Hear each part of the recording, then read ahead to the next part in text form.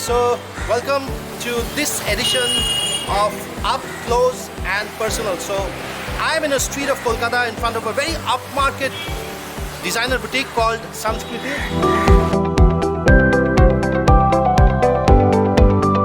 And today we will be in conversation with none other than India's one and only lady marine pilot, and she is Reshma Nilofer. And the owner of this beautiful, wonderful boutique, Sanskriti, has given us this place to shoot the recording. So come with me and let's explore the place for a while, okay?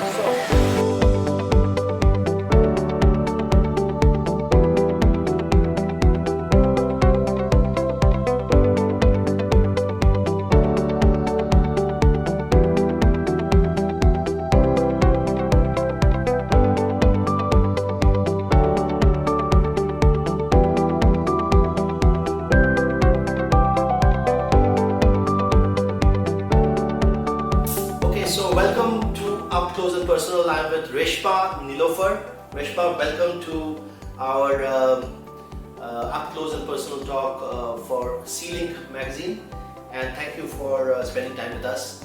And for those of you who, of course, there are very few people who do not know Reshma, but for those of you who've not met her or you've not known as to what her achievements have been, she is India's one and only lady marine pilot. So Reshma, you must have already heard this applause from the world so many times, and you've been already awarded the highest award that is given by the President of India, that is the Nari Shakti Award. It is awarded to it's the highest award given civilian honor given to a lady for her achievement. So I'm really feeling very proud sitting in front of you and just talking. So thank you once again for. No, that pleasure is all mine, and thank you very much, Captain Mukherjee. I'm really honored and humbled to be here and talking to your viewers. Yeah, fantastic. Right, so Reshma, just want to pick your brains on a little bit on your upbringing. What were the family values and how did you choose Merchant Navy as, not Merchant Navy, being a pilot? Of course, it's a part of Merchant Navy, but how did you choose being a seafarer? Well, I was born and raised in Chennai, so from a very lower middle class family. My parents were both central government employees. So life started at a point when I had to choose a career for myself, because my parents always brought me up with an idea that you choose whatever you want to do in your life, and the pros and cons, you face it. And we've given you the strength and we've given you the independence to choose your own path. What comes with it, you will have to face. So this is all they told me as a kid, and choosing maritime industry was absolutely by accident, I will say. Just came across a newspaper ad, and it was a fully sponsored course by the Danish shipping giant Maersk. Oh, so it was AP Moller and Maersk. So you had anybody in your family who was a seafarer? I'm a first generation seafarer. So that's the reason why I want to ask you, why seafaring? Why not mining, or why not I think anything which was offbeat, if it came my way, I would have grabbed it. But then the additional good thing about this particular course was that we also had the fully sponsored program and an employment immediately after course. So that was an added. It was just, I thought about the Titanic at that time. That's all I knew about shipping and nothing else. Well, we don't want to think about the Titanic, that's not a very good example that we want to set us.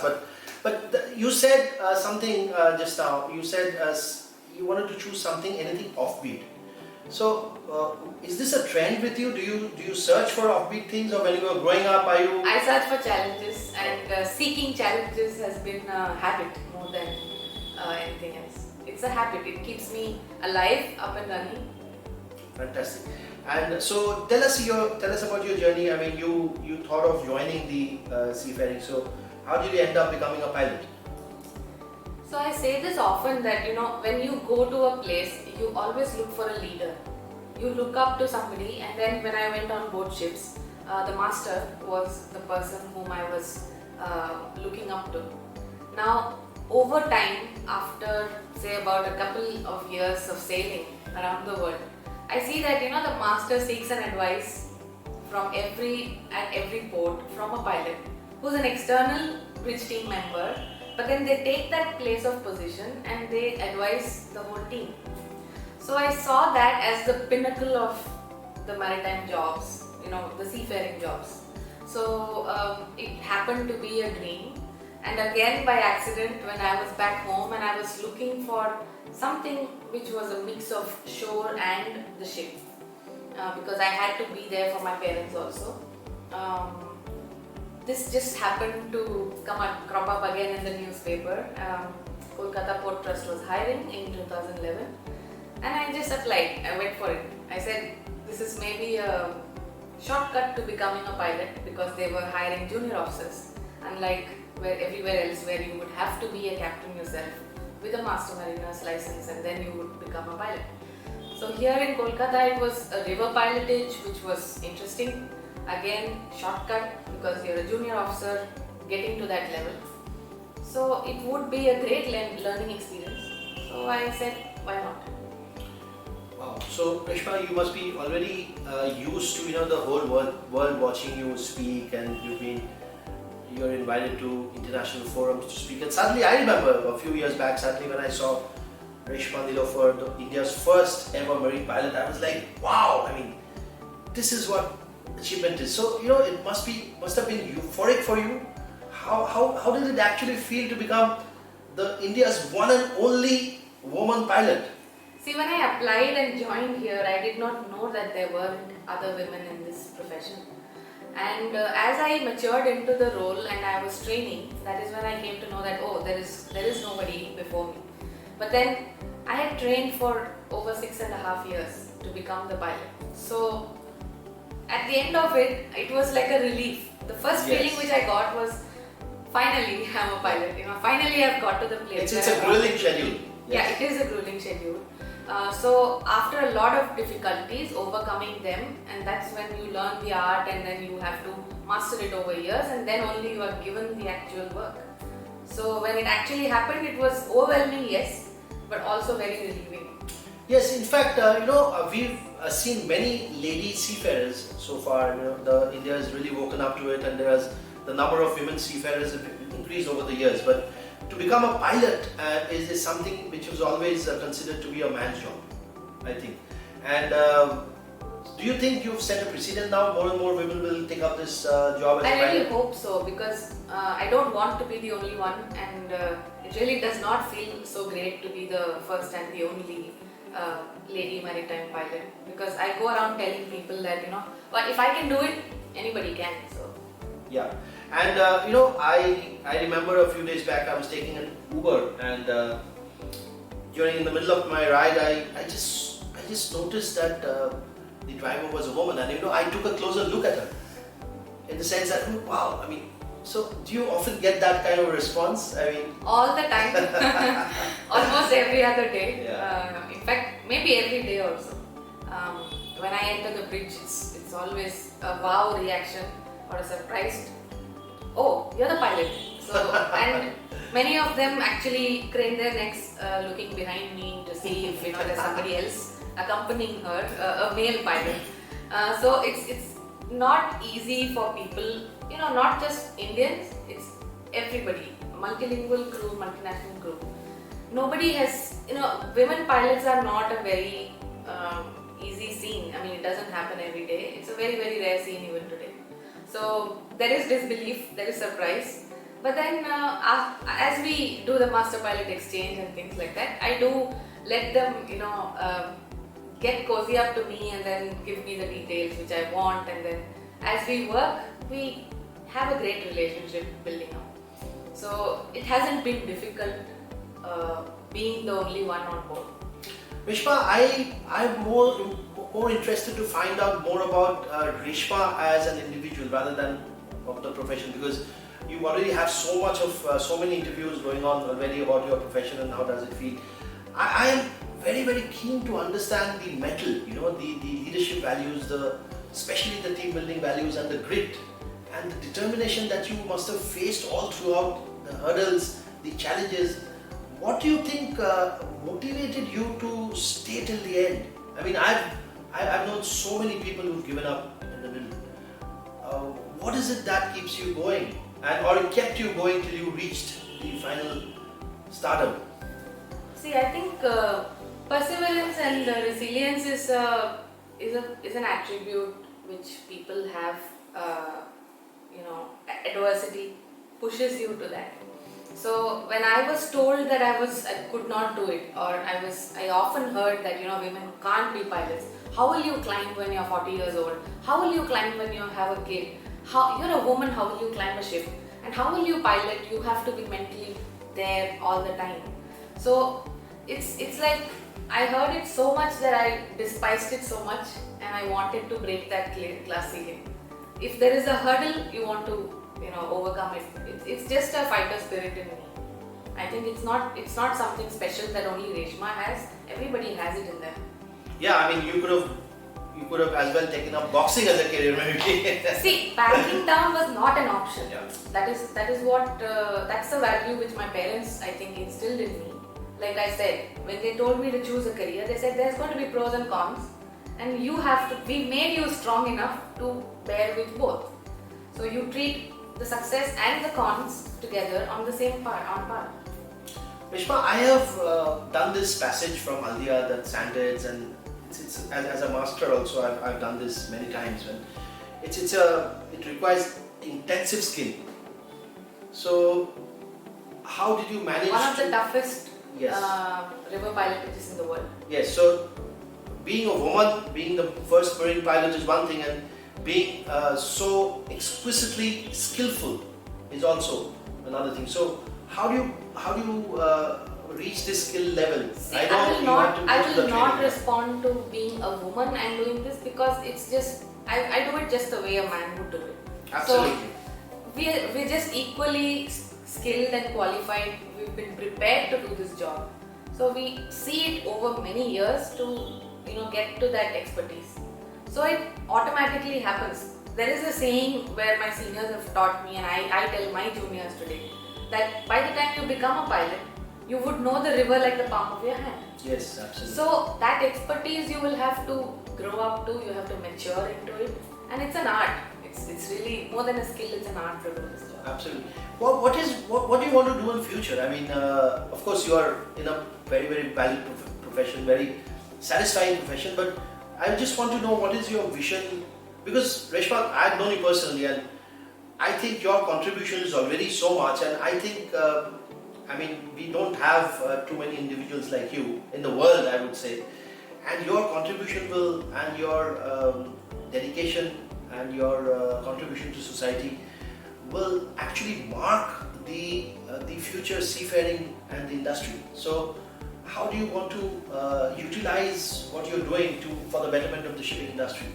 See, I think the shipping industry has yet to cozy up to the fact of having more women in this industry.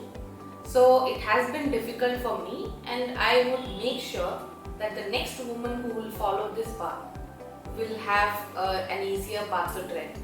That is one of my goals. But when you say easier, I'm sorry to interrupt you. When you say easier, what kind of easier? I mean, do you want them to go through less training? You don't want them to go through the same hardships, or? The hardships is what I want to have that reduced, because you are faced with so many people commenting that women can't do it. So I have done it, so they will already have somebody to say that, oh no, Reshma does it, so I can do it as well. Yes, absolutely. So that is already there, and where I want to get is that we have so many biases in ourselves, and I think as an industry we need to move from just talking about women in the industry to even being inclusive of the LGBT community for starters. There's so many of LGBT community seafarers whom I've spoken to recently. And I have started, I've been amazed at, even I have so many biases. Although, I call myself a feminist and whatever, but then we all have these biases. So on everyday basis, I want to get rid of these biases one by one. Knock off all these biases, and I would like the whole industry to do it. So let's go beyond gender. Let's go beyond calling somebody a lady pilot or a woman seafarer, and let's not tag people like that. Absolutely. So we have to have an equal participation for starters. So for that, we still have a lot of work to do. Exactly, and this brings me to a question which I've asked a few women before itself, and people like you who've come up and become a role model. Do you think people look at you as being an activist of sort, that you're only talking about women and you're talking about women empowerment? I mean, do you get this feeling sometimes? And it's a question which you might see. not I don't answer. like it personally, but then whether we like it or not, we do become flag bearers for the gender. Yes. But we can't help it because we have to talk about the problems we've had and how we have overcome, so that somebody else won't have to face it. Because see, I had spoken to a Danish master who was a lady master who had come to our university, and she had an interview with all of us 5 girls. We were the only 5 in college at that time. So she said, "Oh my God, you girls are having to go through the same thing that I did 40 years ago." So we are still there. We're not moving ahead. We are still doing the same thing many decades later. So we cannot be stagnant. Yes, so Reshma, coming back to this issue that you were mentioning about the unconscious bias against women. So I'm sure you must have felt that this is not just something which is just come out of nowhere. It's an upbringing process. See, it's not unconscious bias on women by men only. It is from both genders. So when a child is born, we start having biases already. We groom different gender children differently. The onus is on both mother and father, although in Indian society I have seen the fathers have a much lesser role to play in the child's values and the upbringing. Traditionally, mothers are the only ones who are, giving their complete time and, for the bringing up the child. Now, this is a fault from mothers also. Now, what they do is they bring up the girl child differently and the boy child differently. Yes. So, and also, like in our media and everywhere, we have such a bias where a girl has to be like all pink dolls and pink things. Like there was a video on Facebook I had seen, there's a kid, very small girl kid, who's like, why everything is pink? I don't like that color. I like blue. I like purple. I don't like Yeah, all. and even if I wear a pink shirt to office, people will look at me and People look at you. So that is one, and the other thing is, in our books you see this, in our ads, there is always the mother who's doing the bartan, who's cleaning and washing clothes and everything.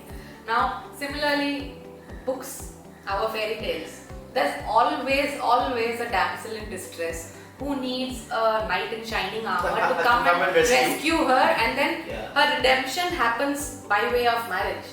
As if like single women can't do anything great in this world, or unless you settle down, you're not good for anything else, or you're not great.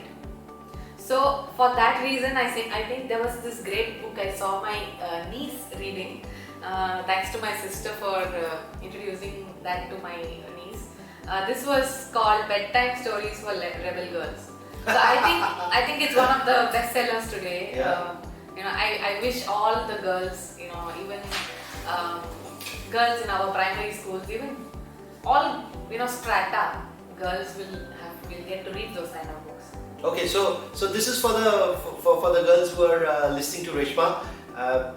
There's a book which she recommends, Bedtime Stories for Rebel Girls. Yes. But And wouldn't they be then branded as rebels instead of just girls? it's good to be a rebel, but these are good rebels because there's stories about Amelia Earhart and many other girls like Kalpana Chawla. So these are good rebel girls. Yeah, I mean, go out of your boundaries and do the offbeat things and take the challenges in life. Yeah, you can always look up at the female role models. There are so many today. You know, I play a game in my training, and some very senior management sometimes. And this is to all the trainers, just kind of play this game when you are doing your training next. I tell them, I give them about 20 seconds and I tell them write names of leaders, and from past or from the present, living, dead, anybody. And 95% of the people, they end up writing the names of leaders who are men. Very few people. And when I asked them, I said, why didn't you even mention anybody who's a lady? And they start thinking, you know, it's not that they don't know this, but it doesn't come into their minds. So it's again kind of a subconscious thing. Dear viewers, we've come now and we've had a hearty talk with Reshma Nilofer, and we've come now to a very interesting part of this conversation where I'm going to throw questions at her, and this is the rapid fire round. And Reshma, you cannot take time to think. Okay. And I've jotted down a few questions, and these are just random questions, and the answer should be very short and just whatever comes into your mind. Okay, so are you ready for this? Ready? Okay, so my first question, Reshma, your dream destination? Switzerland. Wow, like all of us, you know. Okay, Switzerland is where you would want to go as a dream destination. If you had, Reshma, 1 hour left in your life, just 1 hour, what would you do? Head to Himalayas. If I could be there, Himalayas immediately. Wow, and this brings me to something which I really missed. I missed asking you. You're a climber also, is that right? I'm a trekker. You're a trekker. I mean, what all did you? Where So have far you trekked? submitted Sandakphu and Kedarkantha. Wow. So you want to head to Himalayas? Yes. Okay. Ranveer Singh or Salman Khan? Neither. Amir Khan. Okay, Amir Khan. Okay. Reshma, what do you do when you're really angry? I mean, I know you must be breathing deeply and all these kind of things, but tell me something actually which is practically what you do when you're really angry. I speak my heart out. I wear my heart on my sleeve, so I would be reacting. Okay. Right. So, Kolkata, Chennai, Mumbai, Delhi. Rank them. Chennai, Kolkata, Mumbai, and then Delhi. Okay. Chennai, Kolkata, Mumbai, Delhi.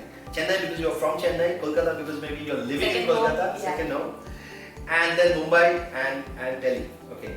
If you were to write your autobiography, if you were to tomorrow write your own story in an autobiography, what name would you give to that book?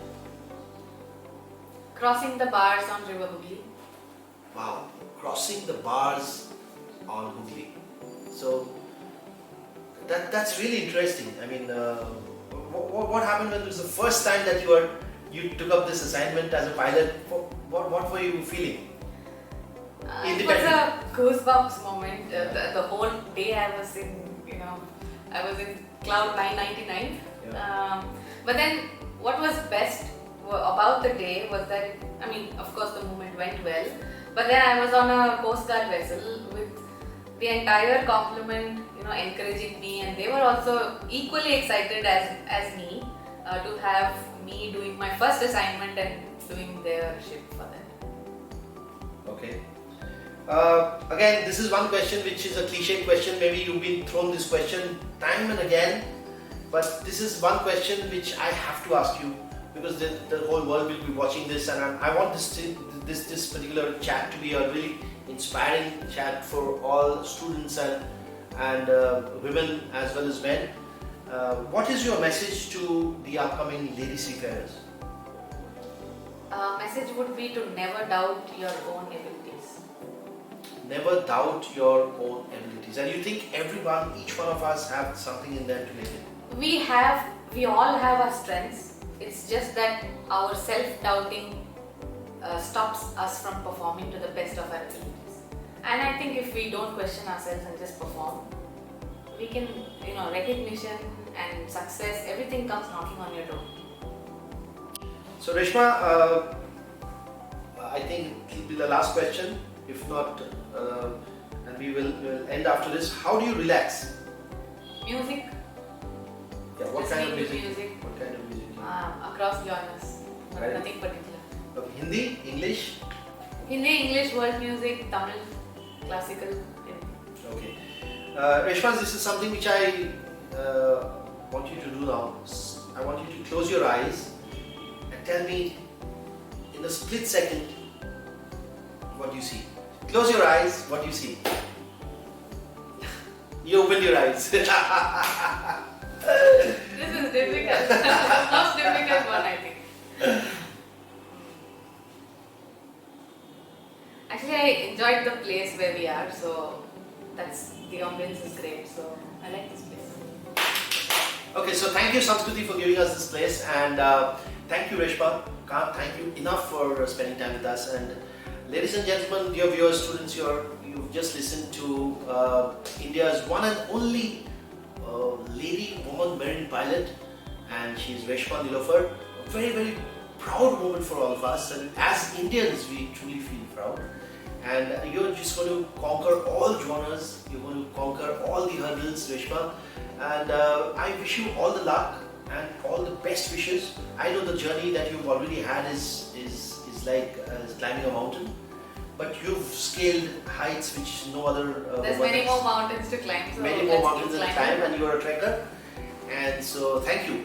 Any last words for the students?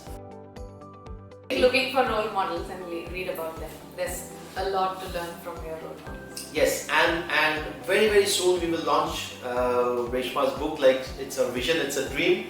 Crossing the bar. That was it, right? Crossing the Crossing the bar bar on River Hooghly. on River Hooghly. So, thank you very much, and all the best, Reshma. Thank you for having me here, and thank you all for